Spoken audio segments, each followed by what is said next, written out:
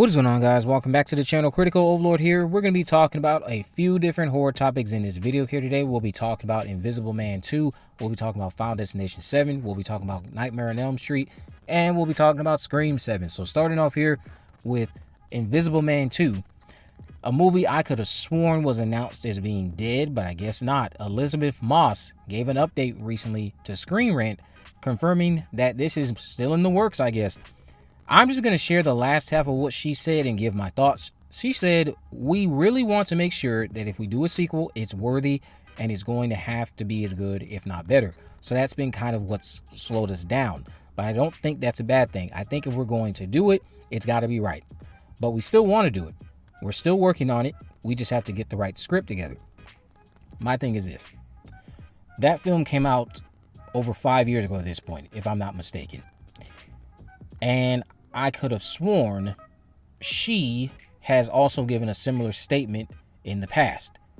So what is actually going on? This feels like a PR-friendly remark that you would give because you're not allowed to say we're not doing it. That's just how I feel at this point. Because I could have sworn we've seen and heard remarks like this in the past about Invisible Man 2. The first one from Lee Winnell, definitely a film that was one of my favorites that year. Elizabeth Moss gave a phenomenal performance. That restaurant scene, definitely the most memorable scene in the film, lives in my mind rent-free. But probably what's also holding them up is it sequel worthy? Maybe what's also keeping them held up, if this is a legitimate statement to be taken seriously from her, is that you shouldn't be making a sequel and you're trying to make something that shouldn't happen. Maybe that's what's holding them up. But would you still be down for Invisible Man 2? Let me know why or why not down in the comment section below. Let's talk about Final Destination 7. Final Destination 7 may have found its new director, according to The Hollywood Reporter. Belgian filmmaker Michael Blanchard, if I'm pronouncing that correctly, is the choice to direct New Line's follow-up to Final Destination Bloodlines. Sources say there is no offer just yet, but Blanchard, who will be making his English language debut with the feature, bubbled to the top this week after a brief but intense search. Hollywood has been waiting to see who would direct the next installment after Bloodlines opened #1 globally, achieving the best opening weekend in the 6-film series to become the highest grossing entry in the 25-year-old Final Destination franchise. Released in May, the movie grossed over $286 million at the worldwide box office, $138 million of that domestically. Zach Lipovsky and Adam Stein directed the film but opted not to return. Now, OG Final Destination fans who grew up studying the ins and outs of those films following who was writing and directing, this shouldn't be that shocking. If I remember correctly, James Wong, not Wan, Wong, did not direct Final Destination 2, but he directed the original. Then he circled back for 3, so if you wanted that duo back, they might come back around for 8. I'm just saying, changing directors every sequel isn't new for this series. They did it right out of the gate with the very first film, jumping into the sequel, because James Wong did not direct Final Destination 2, but he did return to direct Final Destination 3.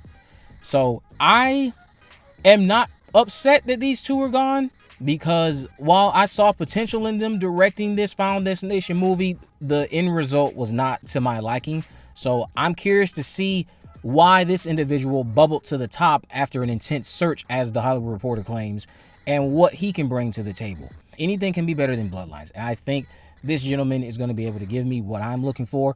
And if it has the comedic elements, again, that's fine, but just tone it down. Final Destination Bloodlines was just simply too wacky compared to the other movies. The other movies do have comedy in them, but the way Bloodlines comedy is handled, it just makes death in the concept of what's going on just feel so unserious.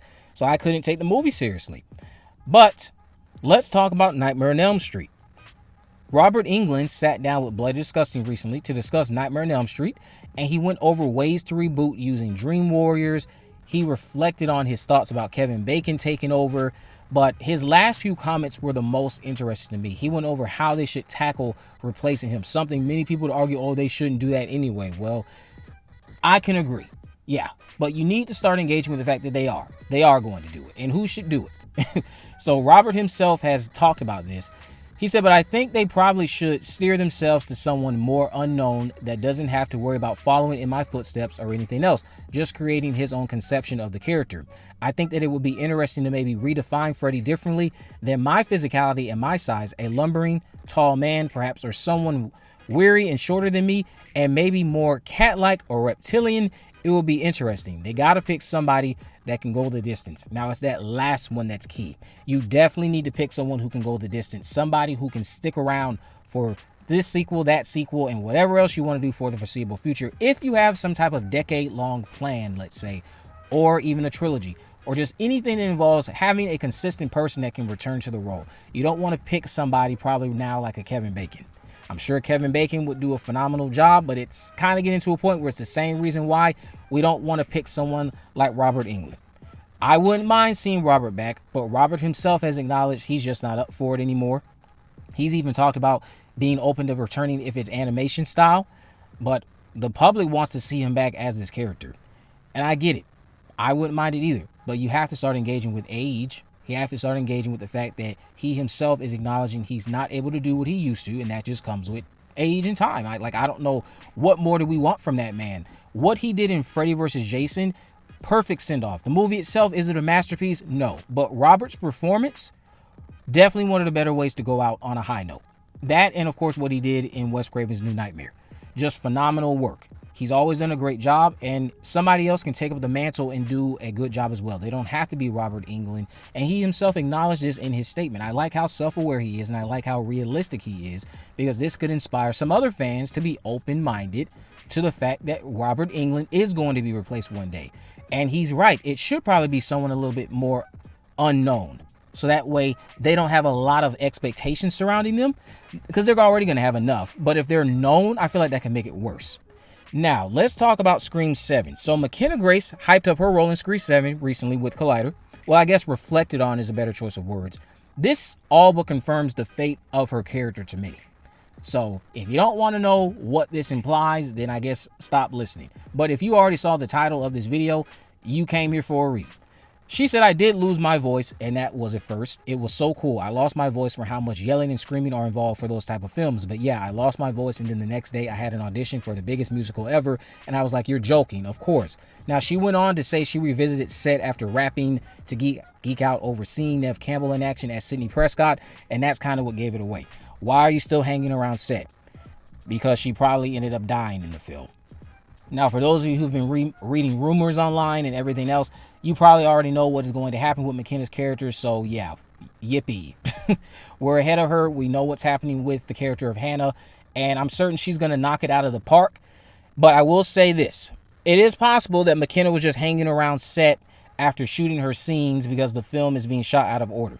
So that's always possible. Maybe they didn't want people leaving set, because that's always a possibility. But then again, her comments kind of contradict my last theory there, because she had to audition for a musical. But yeah, I'm just trying to give hope to the fact that maybe there is a chance that her character will live. But you guys let me know what you think about all this down in the comment section below. If you haven't already, of course, make sure you go ahead and subscribe, turn on post notification so you never miss a video. In the description, I'll have links to all my social media accounts. I'm on Facebook, Twitter, and Instagram. You can message me there, of course. Let me know if there are any movies, news, or reviews you'd like me to cover in the future. And with all that in mind, guys, I will see you in the next video.